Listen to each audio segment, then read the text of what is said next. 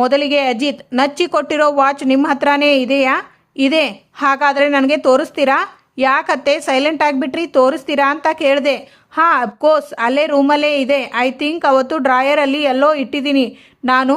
I am sure ಡ್ರಾಯರಲ್ಲೇ ಇದೆ. But key yellow misplace ಆಗಿದೆ. I don't know ಎಲ್ಲಿ ಇಟ್ಟಿದ್ದೀನಿ ಅನ್ನೋದು ನೆನಪು ಆಗ್ತಾ ಇಲ್ಲ. ಕೀ ಸಿಕ್ಕಿದ ತಕ್ಷಣ ವಾಚ್ ತಾನೇ ತೋರಿಸ್ತೀನಿ. ನಿನಗೆ ಮೊದಲು ತೊಗೊಂಡು ಬಂದು ತೋರಿಸ್ತೀನಿ, ಓಕೆ? ಕೀ ಸಿಗೋ ತನಕ ವೇಟ್ ಮಾಡೋದಕ್ಕೆ ಆಗಲ್ಲ ಅತ್ತೆ. ಡ್ರಾಯರ್ ಎಲ್ಲಿದೆ ಅಂತ ಗೊತ್ತಲ್ವಾ? ನನಗೆ ತೋರಿಸಿ. ಆ ಡ್ರಾಯರ್ನ ಒಡೆದಾದ್ರೂ ಆ ವಾಚ್ನ ನೋಡೋಣ ಇವತ್ತು. ಬನ್ನಿ, ಡ್ರಾಯರ್ ತೋರಿಸುರಂತೆ. ಅತ್ತೆ, ಟೈಮು ಆಗಿ ಹೋಗ್ತಾ ಇದೆ, ಹೋಗೋಣ ಅತ್ತೆ. ನೀವೇ ಹುಡುಕ್ತೀರಾ ಅಥವಾ? ನನಗೆ ಒಂದು ಅರ್ಥ ಆಗ್ತಿಲ್ಲ. ಕೆಳಗಡೆ ನೀವು ನನಗೆ ಹೇಳಿದ್ದು ವಾಚ್ ಡ್ರಾಯರಲ್ಲಿ ಇದೆ, ಆ ಡ್ರಾಯರ್ ಕೀ ಕಳೆದು ಹೋಗಿದೆ ಅಂತ ಹೇಳಿ. ಈಗ ಇಲ್ಲಿ ಎಲ್ಲ ಯಾಕೆ ಹುಡುಕ್ತಾ ಇದ್ದೀರಾ ಅಂತ ನನಗೆ ಅರ್ಥ ಆಗ್ತಿಲ್ಲ. ಅಂದರೆ ನೀವು ಕೆಳಗಡೆ ಹೇಳಿದ್ದು ನಿಮ್ಗೆ ಮರ್ತು ಹೋಯ್ತು ಅನಿಸುತ್ತೆ. ಅದೇ ಟೆನ್ಷನಲ್ಲಿ ಏನೋ ಗೊತ್ತಾಗ್ತಾ ಇಲ್ಲ. ಡ್ರಾಯರ್ ಅದು ಆ ಡ್ರಾಯರ್. ಬಾ, ನಾನು ಹೇಳಿದ್ನಲ್ಲ, ಲಾಕ್ ಆಗಿದೆ, ಕೀ ಎಲ್ಲಿದೆ ಗೊತ್ತಿಲ್ಲ. ನಾನು ನಿಧಾನಕ್ಕೆ ಹುಡುಕಿ ತೆಗೆದು ಕೊಡ್ತೀನಿ. ಬಿಡೋ, ಇವಾಗ ನನಗೆ ಅಷ್ಟೊಂದು ಟೈಮು ಇಲ್ಲ ಅತ್ತೆ. ನಿಧಾನಕ್ಕೆ ಹುಡುಕಿ ಕೊಡೋವಷ್ಟುವರೆಗೂ ನಾನು ಸುಮ್ಮನೆ ಇರೋದಕ್ಕೆ ಹೇರ್ ಪಿನ್ ಕೊಡಬಹುದಾ? ನಿಮ್ಮದು ಹೇರ್ ಪಿನ್ ಒಂಚೂರು ಈ ಕಡೆ ಬನ್ನಿ. ಆಗಲ್ಲ ಬಿಡು ಕಂದ. ಆಗಲ್ಲ ಅಂತ ನೀವು ಹೇಗೆ ಹೇಳ್ತೀರಾ ಅತ್ತೆ? ಆಗಲ್ಲ ಅನ್ನೋ ಪದ ಈ ಅಜಿತ್ ವೆಕ್ಯಾಬ್ಲರಿಯಲ್ಲೇ ಇಲ್ಲ. ಆಗಲ್ಲ, ನೀವು ಇವತ್ತು ನನ್ನ ಕೈಯಲ್ಲಿ ತಪ್ಪಿಸಿಕೊಳ್ಳೋದಕ್ಕೆ ಆಗಲ್ಲ. ಪ್ಲೀಸ್, ಆ ವಾಚು ಎಲ್ಲಿದೆ ಅಂತ ತೋರಿಸ್ತೀರಾ? ಇವತ್ತೇ ಸಿಗುತ್ತಾ ಅತ್ತೆ? ಅಜಿತಾ, ಅದು ಸಿಗಲ್ಲ. ಇವತ್ತೇ ಅಷ್ಟೇ ಅಲ್ಲ, ಇನ್ಯಾವತ್ತೂ ಸಿಗೋದಕ್ಕೆ ಆಗೋದು ಇಲ್ಲ. ಯಾಕಂದ್ರೆ ಈ ವಾಚ್ ಇರೋದು ಒಂದೇ. ಆ ಒಂದು ವಾಚ್ ನನ್ನ ಹತ್ರ ಇದೆ. ಅತ್ತೆ, ಇಲ್ಲಿ ಇರಲ್ಲ ಅಂತ ನನಗೆ ಫಸ್ಟೇ ಗೊತ್ತಿತ್ತು. ಯಾಕೆ ಅಂತ ಹೇಳಿದ್ರೆ, ನಿಮ್ಮ ಹತ್ರ ಇರೋ ವಾಚ್ ನನ್ನ ಹತ್ರ ಇದೆ. ಇದನ್ನ ನೀವು ಸುಳ್ಳು ಮಾಡೋದಕ್ಕೆ ಆಗೋದೇ ಇಲ್ಲ. ಈಗ ನನ್ನ ಹತ್ರ ಇರೋ ಕ್ವಶನ್ಸ್ಗಳಿಗೆ ನೀವು ಆನ್ಸರ್ ಮಾಡ್ತು ಅಂತ ಹೇಳಿದ್ರೆ ತುಂಬ ಒಳ್ಳೆಯದು. ಶಾರದಾ ಅತ್ತೆ ಮೇಲೆ ನೀವು ಯಾಕೆ ಅಟ್ಯಾಕ್ ಮಾಡಿಸಿದ್ರಿ? ಅವರ ಮೇಲೆ ನಿಮಗೆ ಅಂಥ ದ್ವೇಷ ಏನೂ ಇದೆ? ಅದು ಭದ್ರನಿಗೆ ಸುಪಾರಿ ಕೊಟ್ಟು ಶಾರದಾ ಅತ್ತೆ ಮೇಲೆ ಅಟ್ಯಾಕ್ ಮಾಡಿಸುವಷ್ಟು ಭದ್ರ ಯಾರು ಅಂತ ಹೇಳಿದ್ರೆ ಸರಿ. ಇಷ್ಟು ದಿನ ಈ ಮನೆಯಲ್ಲಿ ನೀವು ಏನೇ ಆಟ ಆಡ್ತು ಅಂತ ಹೇಳಿದ್ರು ನಡೀತು ಅಂತ ಅನ್ಕೊಂಡಿರಬಹುದು. ಆದರೆ ಇನ್ಮೇಲೆ ನಿಮ್ಮ ಆಟ ಯಾವುದೂ ನಡೆಯಲ್ಲ. ಸೊ ನಿಜ ಏನು ಅಂತ ಹೇಳಿದ್ರೆ ಇಡೀ ಫ್ಯಾಮಿಲಿಗೆ ಒಳ್ಳೆಯದು, ನಿಮಗೂ ಒಳ್ಳೆಯದು. ಯಾರೋ ಅದು ಭದ್ರ ವಾಚ್ ಕೊಡ್ತಾರೆ. ನಚ್ಚಿ, ನೀನು ಪಾರಿನಿಂದ ವಾಚ್ ತೊಗೊಂಡು ಬಂದಿದ್ದಲ್ಲ, ಇವು ಎರಡರಲ್ಲಿ ಯಾವುದು ಅದು ಅಂತ ಕಂಡು ಹಿಡಿದ್ಬಿಟ್ಟು ಹೇಳು. ಎರಡೂ ಒಂದೇ ಥರ ಇದೆ. ನನಗೆ ಯಾವುದು ಕೊಟ್ಟೆ ಅಂತ ಗೊತ್ತಾಗ್ತಿಲ್ಲ. ಬಟ್ ಇದೇ ಥರ ವಾಚ್ ನಾನು ಕೊಟ್ಟಿರೋದು. ಡೌಟೇ ಬೇಡ ನಿನಗೆ. ನೀನು ನನಗೆ ಅಂತ ಪ್ರೀತಿಯಿಂದ ತಂದು ಕೊಟ್ಟ ವಾಚ್ ಇದು. ಅದಕ್ಕೆ ಇದನ್ನ ಭದ್ರವಾಗಿ ಇಟ್ಟಿದ್ದೆ. ಯಾಕೋ ಕಂದ, ಏನೋ ಅಂತ ದ್ವೇಷ ನನ್ನ ಮೇಲೆ? ಆಗ ಸಂಗೀತ, ದೇವಯಾನಿ ಇಲ್ಲಿ ನೋಡು, ಪ್ಲೀಸ್ ಅಳಬೇಡ, ಸಮಾಧಾನ ಮಾಡ್ಕೋ ದೇವಯಾನಿ. ಹೇಗೆ ಸಮಾಧಾನ ಮಾಡ್ಕೊಳ್ಳಿ? ನಾನು ಏನು ಪಾಪ ಮಾಡಿದ್ದೀನಿ ಅಂತ ಶ್ರೀರಂಗಪಟ್ಟಣದಲ್ಲಿ ಭೂಮಿ ನದಿಗೆ ಬಿದ್ದಾಗಿನಿಂದಾನು ನಾನು ಗಮನಿಸ್ತಾನೇ ಇದ್ದೀನಿ. ಮನೆಯಲ್ಲಿ ಏನೇ ಒಂದು ಆಗಬಾರ್ದು, ಎಲ್ಲ ವಿಷಯದಲ್ಲೂ ನನ್ನ ಮೇಲೇನೆ ಅನುಮಾನ ಪಡ್ತಾನೆ ಅಜಿತ್. ನಾನು ಏನು ಮಾಡಿದ್ದೀನಿ, ಏನು ಪಾಪ ಮಾಡಿದ್ದೀನಿ ನಾನು? ಆಗ್ತಿಲ್ಲ ಸಂಗೀತ, ನನಗೆ ಆಗ್ತಿಲ್ಲ. ಈ ಅನುಮಾನ ಯಾವ ಮಟ್ಟಕ್ಕೆ ಹೋಗಿದೆ ಅಂದರೆ, ಶಾರದಾ ಅಕ್ಕನ, ನಮ್ಮ ಶಾರದಾ ಅಕ್ಕನ ನಾನೇ ಸಾಯಿಸೋಕೆ ಹೋಗಿದ್ದೆ ಅನ್ನೋ ಮಟ್ಟಕ್ಕೆ. ಈ ಅಪವಾದ ಬೇಕಾ ನನಗೆ? ಆಗ ರಾಮ್, ದೇವಯಾನಿ, ಒಂದು ಏನೋ ಎವಿಡೆನ್ಸ್ ಮೇಲೆ ಅವನು ಏನೋ ಮಾತಾಡಿದ್ದಾನೆ, ಬಿಟ್ಬಿಡು ಪ್ಲೀಸ್. ಏನು ಆಧಾರ ರಾಮಣ್ಣ? ಸಾಕು, ಸುಮ್ಮನೆ ಇರಿ. ಯಾವಾಗಲೂ ಏನಾದರೂ ತಪ್ಪಾದರೆ ಅದು ನನ್ನಿಂದಾನೇ ತಪ್ಪು ಆಗಿರೋದು, ಅಷ್ಟು ಸಾಲದು ಅಂತ ಈ ರೀತಿ ಅಪವಾದಗಳು ಬೇರೆ. ಅಲ್ಲ, ನನ್ನನ್ನು ಅರೆಸ್ಟ್ ಮಾಡಿಸೋಕೆ ಪೊಲೀಸರಿಗೆ ಫೋನ್ ಮಾಡಿ ಕರೆಸ್ತಾನೆ ಅಂದರೆ ಇದರಲ್ಲೇ ಗೊತ್ತಾಗಲ್ವಾ ಅವನಿಗೆ ನನ್ನ ಮೇಲೆ ಎಂಥ ಅಭಿಮಾನ ಇದೆ ಅಂತ? ಸಾಕು, ಚಿಕ್ಕ ವಯಸ್ಸಿಂದ ಇವನನ್ನು ಎತ್ತಿ ಆಡಿಸಿದ್ದಕ್ಕೆ ಇವತ್ತು ತಕ್ಕ ಮರ್ಯಾದೆ ಕೊಟ್ಬಿಟ್ಟ. ನನಗೆ ತಕ್ಕ ಮರ್ಯಾದೆ ಮಾಡ್ದ.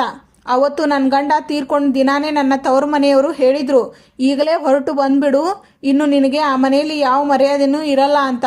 ನಾನೆಲ್ಲಿ ಕೇಳಿದೆ ಅವರ ಮಾತನ್ನು? ಬೇಡ, ನನ್ನ ಗಂಡ ಇಲ್ಲದೆ ಇದ್ರು ಏನಾಯಿತು? ಈ ಮನೆಯಲ್ಲಿ ನನ್ನನ್ನು ಎಲ್ಲರೂ ಚೆನ್ನಾಗಿ ನೋಡ್ಕೊತಾರೆ, ಹೆತ್ತ ಮಗಳ ಥರ ನೋಡ್ಕೊತಾರೆ. ನನ್ನ ಬಾಣಂತನ ಮಾಡೋಕೆ ಶಾರದಾ ಅಕ್ಕ ಇದ್ದಾಳೆ. ನಾನು ನನ್ನ ಪಾಪು ಈ ಮನೆಯಲ್ಲಿ ಖುಷಿಯಾಗಿರ್ತೀವಿ, ಸಂತೋಷವಾಗಿರ್ತೀವಿ ಅಂತ ಹೇಳಿ ಬೇಡ ಅಂದೆ, ನಿರಾಕರಿಸಿದ್ದೆ. ಅದಕ್ಕೆ ತಕ್ಕ ಮರ್ಯಾದೆ ಮಾಡಿಬಿಟ್ಟೆ ಕಣೋ. ಈಗ ಅನಿಸ್ತಾ ಇದೆ, ಅವತ್ತು ಹೋಗ್ಬಿಟ್ಟಿದ್ರೆ ಚೆನ್ನಾಗಿ ಇರ್ತಾ ಇತ್ತು. ತಪ್ಪು ಮಾಡಿಬಿಟ್ಟೆ ನಾನು. ಹೋಗ್ಬಿಡ್ಬೇಕಾಗಿತ್ತು ಅವತ್ತೇ, ಇಲ್ಲಿ ಇರಬಾರ್ದಾಗಿತ್ತು. ಬೇಡ, ಇದರ ಮೇಲೆ ಇಲ್ಲಿ ಇದ್ರೆ ಮರ್ಯಾದೆ ಇರಲ್ಲ. ನಾನು ನನ್ನ ಮಗಳು ಹೊರಟು ಹೋಗ್ತೀವಿ. ಅವನಿಗೆ ನಾವು ಇಲ್ಲಿ ಇರೋದು ಇಷ್ಟ ಇಲ್ಲ ಅನಿಸುತ್ತೆ. ಕಳಿಸಿ ಕೊಟ್ಬಿಡಿ. ಈ ನರಕ ಬೇಡ ನಮಗೆ, ಆಗ್ತಾ ಇಲ್ಲ, ಬೇಡ.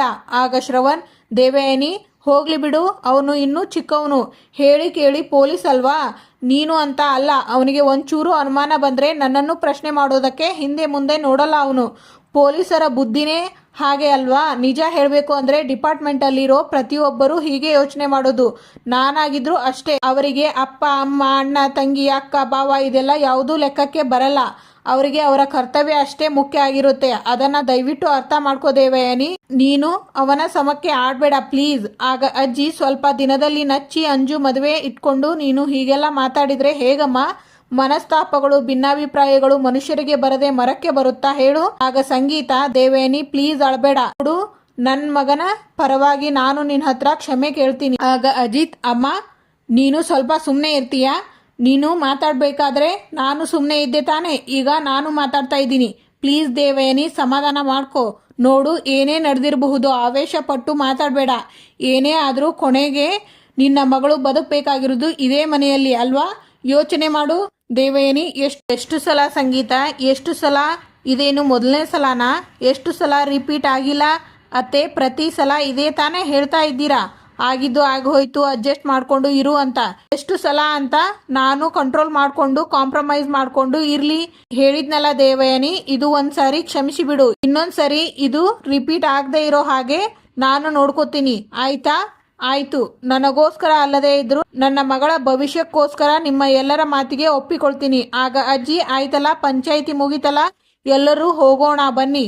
ಅವಳು ಸ್ವಲ್ಪ ಹೊತ್ತು ಸುಧಾರಿಸ್ಕೊಳ್ಳಿ. ಆಗ ಅಜಿತ್, ಅತ್ತೆ ನಿಮ್ಮ ಟೈಮು ಚೆನ್ನಾಗಿತ್ತು, ಇನ್ನೊಂದು ವಾಚ್ ತೋರಿಸಿ ಎಸ್ಕೇಪ್ ಆಗಿಬಿಟ್ರಿ. ಭದ್ರ ನನ್ನ ಕಸ್ಟಡಿಯಲ್ಲೇ ಇದ್ದಾನೆ.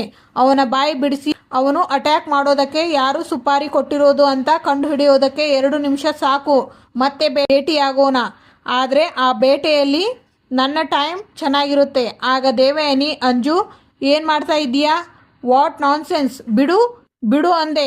ಏನೇ ಇದು ಮಾತ್ರೆಗಳು? ಹುಚ್ಚೇನೆ ನಿನಗೆ? ಏನು ಮಾತ್ರೆಗಳೇ ಇದು? ಓ ಗಾಡ್, ಆ್ಯಂಟಿ ಡಿಪ್ರೆಷನ್ ಮಾತ್ರೆಗಳ? ಏನೇ ಇದು? ಹುಚ್ಚು ಹಿಡ್ದಿದೆಯಾ ಬೇಬಿ ನಿನಗೆ? ಯಾಕೆ ಇದನ್ನು ತಗೊಳ್ತಾ ಇದ್ದೆ? ನಿನ್ನ ಥರ ಒಬ್ಬಳು ತಾಯಿ ಇದ್ದರೆ ಡಿಪ್ರೆಷನ್ ಮಾತ್ರೆನೂ ತಗೋಬೇಕಾಗುತ್ತೆ, ಪಾಯ್ಸನ್ನು ಕುಡಿಬೇಕಾಗುತ್ತೆ. ನೀನು ಮಾಡ್ತಿರೋ ಅವಾಂತರಗಳಿಂದ ನಾಳೆ ಮನೆಯವರಿಗೆಲ್ಲ ಸತ್ಯ ಗೊತ್ತಾಗಿ ಅದರಿಂದ ನಚ್ಚಿ ನನ್ನ ಮದುವೆ ನಿಂತು ಹೋಗುತ್ತೆ ಅಂತ ಟೆನ್ಷನ್ ಆಗ್ತಾ ಇದೆ ನನಗೆ. ಅಂಜು, ನಾನು ಏನೇ ಮಾಡಿದರೂ ಅದು ನಿನ್ನ ಒಳ್ಳೆಯದಕ್ಕೆ ಮಗಳೇ. ಮಾತಾಡಬೇಡ ಅಮ್ಮ ನೀನು. ಸ್ಮಶಾನದಲ್ಲಿ ಎಷ್ಟೇ ಆಗಿದ್ರೂ ಸ್ಕೆಲ್ಟನ್ ಸಿಗೋ ಥರ ಈ ಮನೆಯಲ್ಲಿ ನೀನು ಎಲ್ಲೇ ಕೈ ಇಟ್ಟರು ಏನಾದರೂ ಒಂದು ಸೀಕ್ರೆಟ್ ರಿವೀಲ್ ಆಗ್ತಾನೆ ಇರುತ್ತೆ. ಶಾರದಾ ದೊಡ್ಡಮ್ಮನಿಗೆ ಮೆಮೊರಿ ಲಾಸ್, ಆಗಾಗ ಫ್ಲ್ಯಾಶ್ ಥರ ಏನೋ ನೆನಪಾಗುತ್ತೆ, ತಕ್ಷಣ ಮರೆತು ಹೋಗುತ್ತೆ. ಅವರಿಂದ ನಮಗೆ ಯಾವ ಥ್ರೆಡ್ ಇಲ್ಲ. ಆದರೂ ನೀನು ಸುಮ್ಮನೆ ಇದ್ದೀಯಾ? ಇಲ್ಲದೆ ಇರೋದನ್ನ ಇಮ್ಯಾಜಿನ್ ಮಾಡಿಕೊಂಡು ಅವರನ್ನ ಕೊಲೆ ಮಾಡೋದಕ್ಕೆ ನೋಡಿದೆ. ಅದರಿಂದ ಏನಾಯ್ತು? ಅಜಿತ್ ಕಣ್ಣಿಗೆ ಬಿದ್ದೆ, ಜಸ್ಟ್ ಮಿಸ್ ಆದೆ. ಇಲ್ಲ ಅಂದಿದ್ರೆ ಇವತ್ತೇ ಅವನು ನಿನ್ನ ಅರೆಸ್ಟ್ ಮಾಡಿ ಜೈಲಿಗೆ ಹಾಕ್ತಾ ಇದ್ದ. ಇವತ್ತಿಗೆ ಇಲ್ಲಿನ ಸಂಚಿಕೆ ಮುಕ್ತಾಯವಾಗುತ್ತದೆ. ಮುಂದಿನ ಸಂಚಿಕೆಯಲ್ಲಿ ಆಗ ಸತ್ಯಣ್ಣ, ಏನೋ ಇದು ಖಾಲಿ ಖಾಲಿ ಹೊಡಿತಾ ಇದೆ, ಎಲ್ಲರೂ ಎಲ್ಲಿ ಹೋದ್ರು ನಾಗರಾಜ್? ಆಗ ಅಜಿತ್, ಭದ್ರ ತಪ್ಪಿಸ್ಕೊಂಡ. ಆಗ ಸದಾನಂದ್ ವಾಶ್ರೂಮ್ಗೆ ಹೋಗಬೇಕು ಅಂತ ರಿಕ್ವೆಸ್ಟ್ ಮಾಡ್ಕೊಂಡ ಸರ್. ಕರ್ಕೊಂಡು ಹೋಗಬೇಕಾದ್ರೆ ನಮ್ಮನ್ನು ತಳ್ಳಿ ಎಸ್ಕೇಪ್ ಆಗಿಬಿಟ್ಟ ಸರ್. ಶಾರದಾ ಅತ್ತೆ ಮೇಲೆ ಅಟ್ಯಾಕ್ ಮಾಡಿಸಿರೋದ್ರ ಹಿಂದೆ ದೇವಯಾನಿ ಅತ್ತೆನೇ ಇರೋದು.